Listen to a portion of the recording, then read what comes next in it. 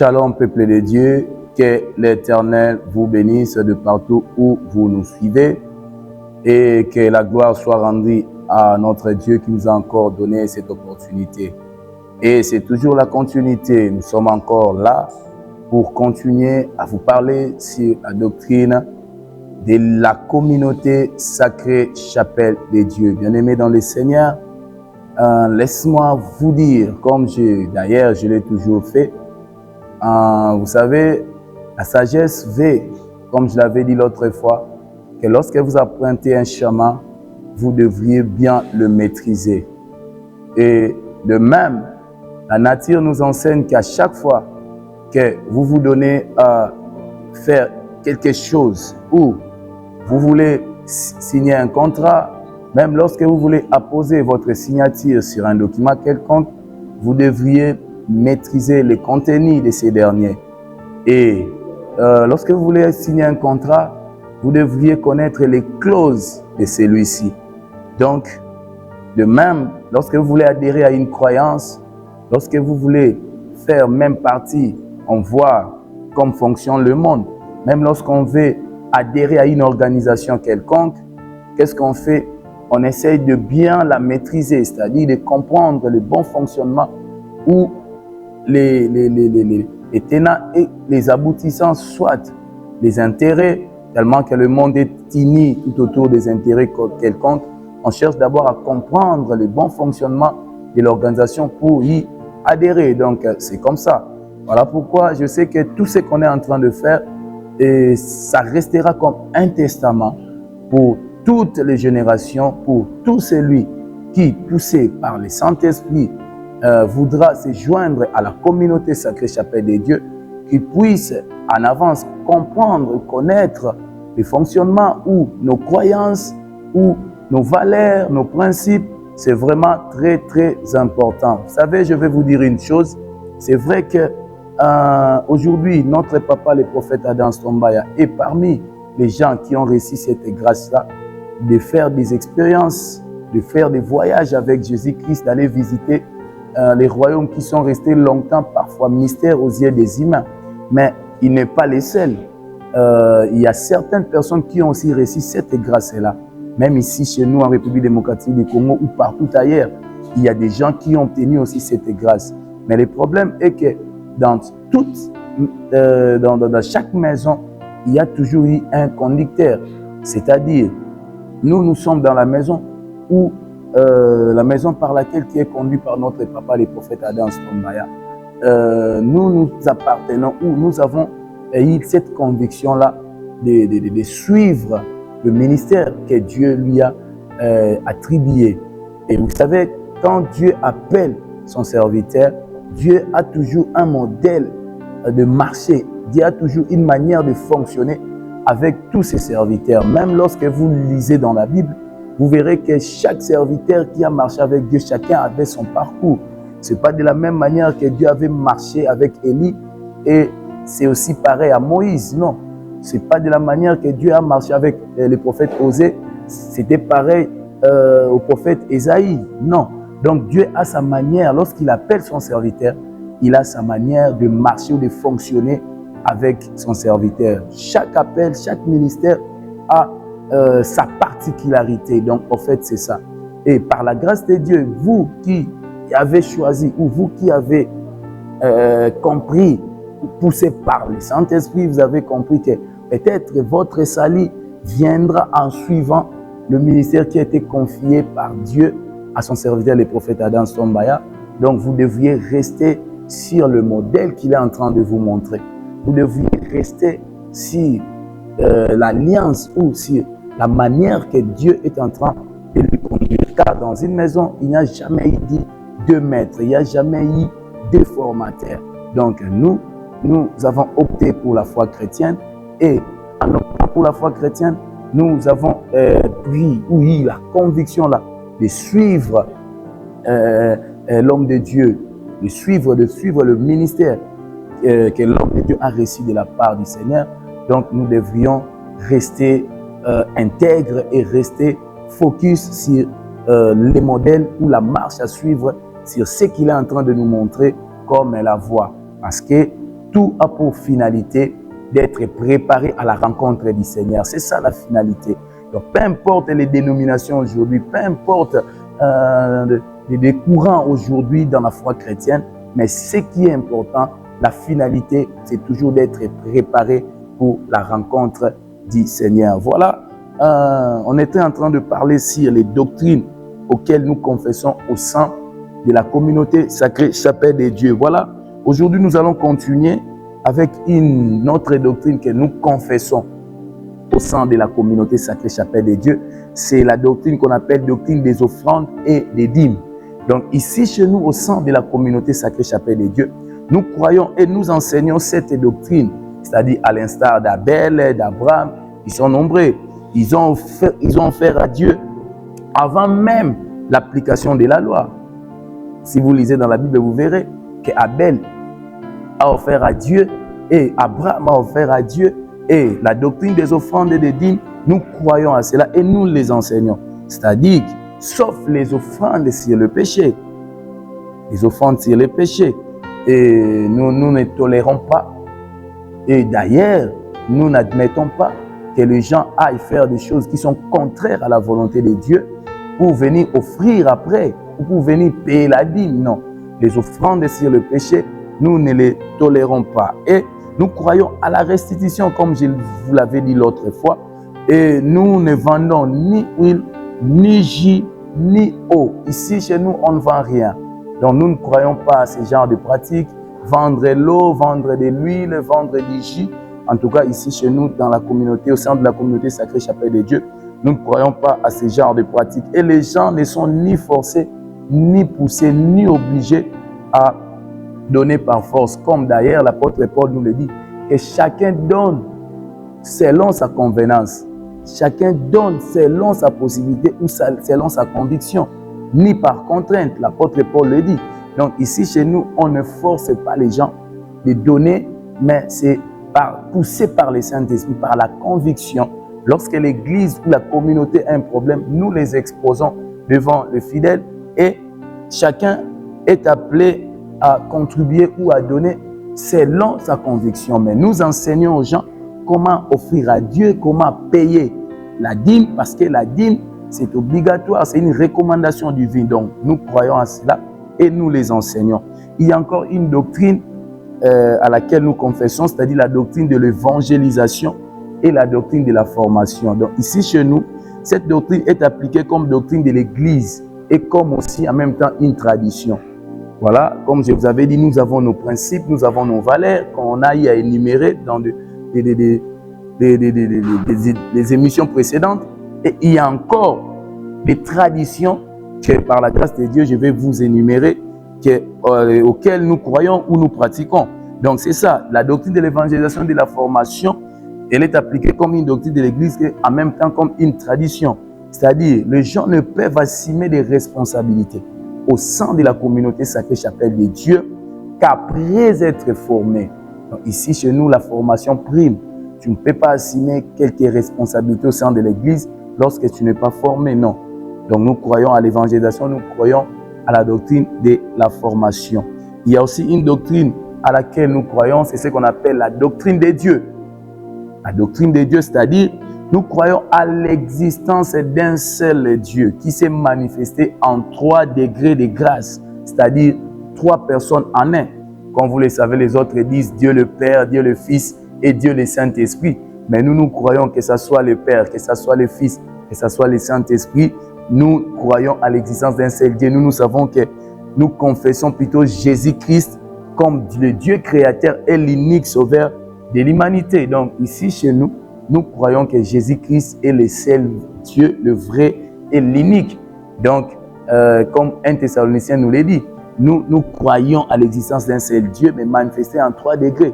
C'est-à-dire que Jésus-Christ, c'est lui qui est le Dieu le Père, il est le Dieu le Fils et il est le Saint-Esprit. Vous voyez, lorsqu'il est le Père de l'humanité, le Père de tout le monde, il est le Dieu le Père. Et lorsqu'il est venu pour nous racheter, il est venu pour sauver le monde et il est le Dieu le Fils. Et aujourd'hui, il est parmi nous, il habite au milieu de nous à travers son Esprit Saint. Il est le Saint-Esprit, il est le Dieu Saint-Esprit, il est toujours le même. Jésus-Christ est au milieu de nous. Donc nous croyons à l'existence d'un seul Dieu qui est Jésus-Christ de Nazareth, le Sauveur de l'humanité, le Créateur du ciel et de la terre. Il y a aussi la doctrine de la prière. Donc nous, au sein de la communauté Sacrée Chapelle de Dieu, nous croyons à la doctrine de la prière. Nous reconnaissons la prière comme le moyen d'entretenir notre relation avec Dieu et d'obtenir enfin des résultats souhaités. Donc, nous adressons notre prière uniquement à Dieu, c'est-à-dire à Jésus-Christ. Nous adressons notre prière à Jésus-Christ, à Dieu le Créateur. C'est lui qui est le sauveur de toute l'humanité, c'est-à-dire Jésus-Christ de Nazareth. Et nous n'adorons pas des anges. Ici, nous ne croyons pas à cette doctrine-là d'adorer les anges et nous ne consultons même pas des morts, ni des bougies, ni d'encens, pas d'invocation d'anges, moins encore leur consultation. Donc ici chez nous, on ne consulte pas les morts, on ne consulte pas les anges, on n'invoque pas les anges, on n'utilise pas des bougies ici, on n'utilise pas des hauts, ce qu'on appelle l'encens. Donc ici chez nous, toutes ces pratiques-là sont bannies. Notre prière est pire. Nous nous adressons notre prière à Jésus-Christ que nous reconnaissons comme notre Dieu, le seul et l'unique de toute l'humanité. Au sein de la communauté Sacrée Chapelle, nous confessons aussi la doctrine qu'on appelle la doctrine du ministère. Concernant la doctrine du ministère, nous reconnaissons les 5 ministères de la parole, c'est-à-dire les 5 ministères de la parole. Si on peut lire le livre des Actes des Apôtres, qu'est-ce que la Bible nous dit? Actes des Apôtres, le chapitre 6, et puis le verset 4. Comme les apôtres l'avaient dit, je lis au nom de Jésus, et nous continuerons à nous appliquer à la prière et au ministère de la parole. Donc nous croyons aux 5 ministères de la parole selon la Bible. Et nous croyons aussi à l'existence des diacres et des diaconesses. On croit à cela. Et chez nous, aucune femme n'exerce le ministère de la parole. Donc chez nous, les femmes ne sont pas autorisées à exercer le ministère de la parole. C'est-à-dire les femmes ne sont pas autorisées à prêcher. Et s'il faut lire la Bible, 1 Timothée, on prend le livre de 1 Timothée chapitre 2, verset 12, qui dit la Bible nous dit ceci: je ne permets pas à la femme d'enseigner, ni de prendre de l'autorité sur l'homme, mais elle doit demeurer dans le silence. Donc ici chez nous, c'est comme ça. Les femmes n'enseignent pas dans l'assemblée des saints, uniquement dans les activités qui leur sont destinées, c'est-à-dire les activités de maman, lorsqu'ils organisent leurs activités, les conventions, par exemple, une convention de maman, là, c'est une autre chose. Donc, par contre, elles peuvent chanter chez nous, les femmes peuvent lire la Bible, les femmes peuvent interpréter le prédicateur et consorts. Donc, chez nous, ce n'est pas interdit. On croit à cela. Donc, une femme peut interpréter, comme d'ailleurs, vous voyez, nous avons notre sœur ici qui nous interprète en anglais. Donc, chez nous, c'est comme ça. Nous avons encore notre sœur, parfois vous attendez sa voix, qui lit les Écritures saintes. Donc, ici, chez nous, c'est autorisé. Une femme peut lire la Bible, une femme peut chanter, une femme peut interpréter le prédicateur. Ça ne pose aucun problème. Nous croyons à cela, nous confessons à cette doctrine. Mais au moins, les femmes n'enseignent pas dans les assemblées, ainsi que déclare la Bible. Donc, c'est un peu ça. Là, je m'aimerais un peu vous parler maintenant de nos traditions. Nous avons aussi nos traditions, c'est-à-dire que nos pratiques. Et au sein de la communauté Sacrée Chapelle de Dieu, nous pratiquons la bénédiction des enfants.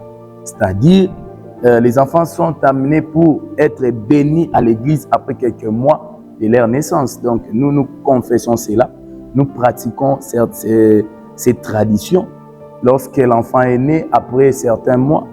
Je disais, donc, nous pratiquons cette doctrine-là, non, cette tradition, c'est-à-dire la bénédiction des enfants. Lorsque les enfants sont nés, ils sont amenés après certains temps pour être bénis à l'église, après quelques mois de leur naissance. C'est-à-dire, nous ne baptisons pas des bébés ici, mais quand même nous présentons les enfants devant Dieu et nous les bénissons au sang de l'Assemblée. Et il y a encore une tradition qui est pratiquée au sein de la communauté sacrée Chapelle de Dieu, c'est ce qu'on appelle la relation d'aide. C'est-à-dire, ici chez nous, au sein de la communauté, nous pratiquons ce qu'on appelle l'entretien pastoral. C'est-à-dire, lorsque les gens ont des problèmes, ils peuvent venir rencontrer les serviteurs de Dieu, ils peuvent venir partager leurs problèmes avec les serviteurs. Donc, c'est une pratique, c'est une tradition à laquelle nous confessons. Et il y a aussi ce qu'on appelle la cure d'âme. Donc, lorsque vous avez des problèmes, vous voyez qu'il est impératif où il faudrait quand même confesser, il faudrait plutôt dire certaines choses parfois qui sont restées longtemps cachées. Et donc, les serviteurs de Dieu sont disposés. La pratique là où la tradition de la cure d'âme, ici chez nous, on le pratique. Et il y a aussi ce qu'on appelle la prise en charge des cas difficiles. Nous prenons en charge les cas spirituels, les cas difficiles, les cas des gens. Voilà pourquoi je vous avais dit que nous croyons à la délivrance.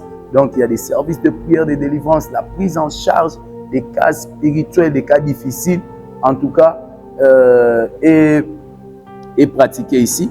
Il y a aussi les services de la délivrance. Voilà, nous suivons à la lettre, nous faisons passer les gens à la délivrance, c'est-à-dire nous prenons notre temps, nous disposons notre temps pour aller à la retraite et puis pour prier pour des gens, c'est-à-dire un suivi spirituel pour que les âmes de Dieu soient préparées à la rencontre du Seigneur, pour que les âmes de Dieu soient délivrées. Il y a ce qu'on appelle aussi soutien de prière dans des maisons, dans des bureaux. Nous, les serviteurs de Dieu, ici au sein de la communauté sacrée Chapelle de Dieu, nous nous déplaçons, nous apportons un soutien par rapport à la prière. Parfois, il y a certaines fidèles ou certaines personnes qui sollicitent aussi l'aide d'une prière, soit à son bureau, à son domicile, à son lieu des activités. Les serviteurs de Dieu au sein de la communauté sacrée Chapelle de Dieu sont disposés à le faire. Il y a aussi ce qu'on appelle le suivi des âmes découragées et le suivi des problèmes pour apporter la solution, c'est-à-dire ce qu'on appelle communément un suivi.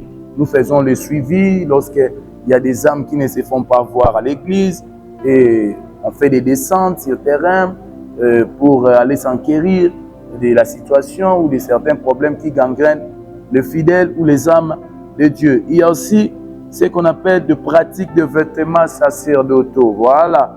Ici, chez nous, au sein de la communauté sacrée Chapelle de Dieu, aucun vêtement sacerdotal n'est admis. Ici, on n'admet pas ce genre de pratiques. Que non, il faut porter des toges, porter des vêtements sacerdotaux, ainsi de suite. En tout cas, ici, aucun vêtement sacerdotal n'est admis. Il n'y a pas de canne, il n'y a pas de cornes ici, on n'utilise pas de cornes. Ici, on n'utilise pas de tenues de prêtres, ainsi de suite. Donc, toutes les pratiques là relatives à ce genre de traditions, ici, nous ne le pratiquons pas. Bien-aimés dans le Seigneur, je pense que vous m'avez bien suivi. Et comme je vous ai dit au début, toutes ces choses, on le fait parce qu'on veut que ça soit un testament. C'est-à-dire, vous tous qui venez vous joindre à la communauté sacrée Chapelle de Dieu, vous tous qui êtes convaincus que c'est à travers l'appel ou le ministère de l'homme de Dieu, le prophète Adam Sonbaya, que vous serez éligible au ciel demain. Oui, il est très indispensable que vous puissiez comprendre et connaître le fonctionnement de la communauté sacrée Chapelle de Dieu, c'est-à-dire pour éviter aussi des troubles, des illusions, pour éviter aussi certaines cacophonies. Voilà pourquoi je pense que chacun de nous a sa manière de fonctionner, a reçu son appel, s'il faut le dire comme ça. Chacun de nous a reçu son appel de Dieu. Et puis, Dieu marche avec ses serviteurs selon sa volonté, selon sa manière. Il n'y a pas parfois un modèle qui a été dicté ou mis en place pour tous les serviteurs de Dieu. Oui, c'est vrai. Dieu, la volonté de Dieu pour tous ses serviteurs sont connues. Mais à ne pas oublier, il y a aussi une volonté particulière pour chaque personne, pour chaque âme. C'est-à-dire, ce que Dieu me veut dans mon appel, ça ne sera pas pareil aux autres. Alors, bien-aimés dans le Seigneur, c'est vrai, il y a beaucoup de gens qui ont eu à faire ces expériences-là. qui ont visité l'enfer, qui ont visité le paradis, qui ont visité les choses cachées qui sont restées longtemps mystères. Alors ça ne sert à rien de faire la comparaison, ça ne sert à rien de faire ce qu'on appelle des bras de fer. Non. Si vous appartenez ou si vous souhaitez être le fils ou une fille, ou vous voulez être un serviteur de l'homme de Dieu, le prophète Adam Sombaya, vous devriez rester sur la marche à suivre, sur le modèle qui vous a été énuméré tout au long de ces séances. Et bien aimé dans le Seigneur, je pense que Dieu va vous bénir. Ça ne sert à rien parce que dans une maison, comme je vous ai dit, il y a juste un seul conducteur. Tu ne peux pas rester dans une maison et avoir l'éducation de la maison de vos voisines. Non, non, non, non. Si vous avez votre conducteur, vous devriez respecter ce qu'il est en train de vous montrer comme le chemin à suivre. Ou si vous ne consentez pas à être l'un de la communauté Sacrée Chapelle de Dieu, bien aimé, nous nous inclinons face à l'appel des autres. Nous respectons les appels des autres. Donc nous ne sommes pas là pour faire quoi que ce soit, mais au moins il y a ce qu'on appelle la tradition de la gratitude, c'est-à-dire nous, chez nous, au centre de la communauté Sacrée Chapelle de Dieu, nous respectons nos pères de la foi, nous reconnaissons le bienfait par les autres et ne critiquons jamais en public. Donc c'est l'une de nos traditions. Ici, dans la communauté Sacrée Chapelle de Dieu, nous respectons nos pères de la foi et nous reconnaissons aussi le bienfait par les autres et nous ne critiquons jamais. Donc, au moins, nous nous inclinons aussi aux appels des autres.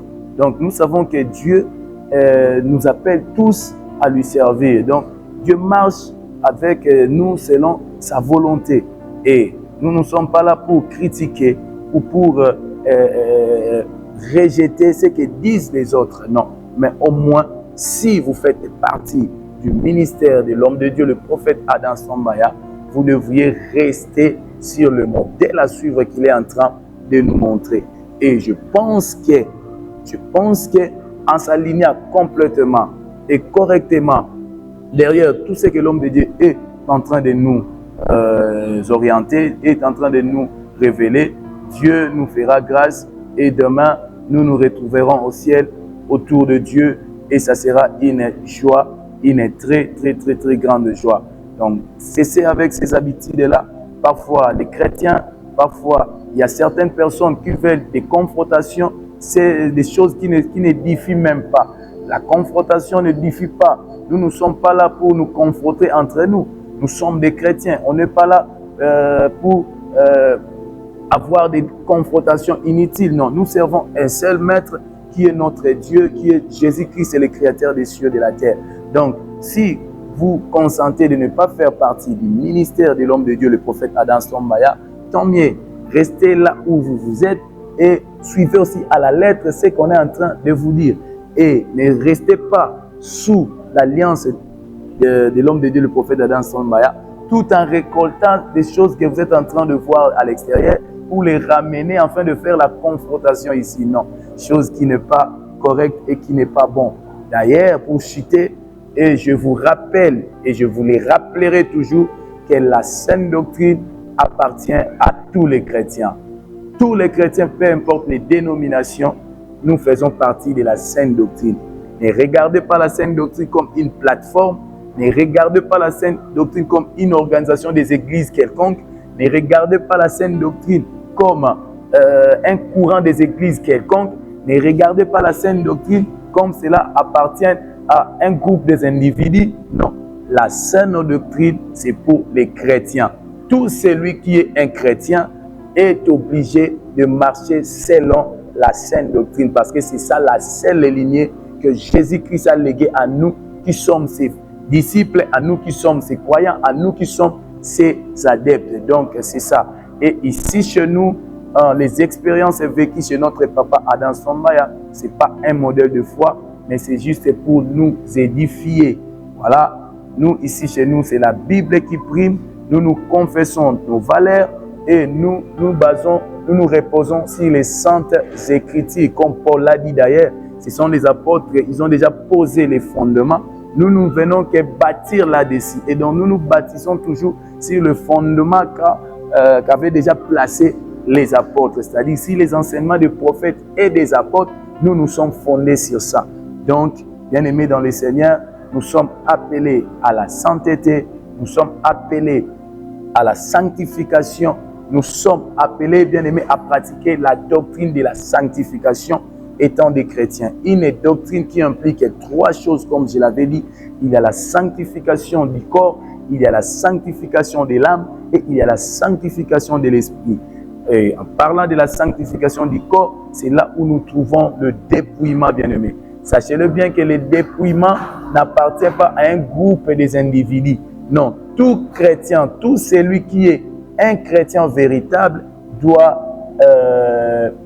pratiquer le dépouillement, c'est-à-dire doit éviter tout ce qui suit son corps, tout ce qui suit sa chair.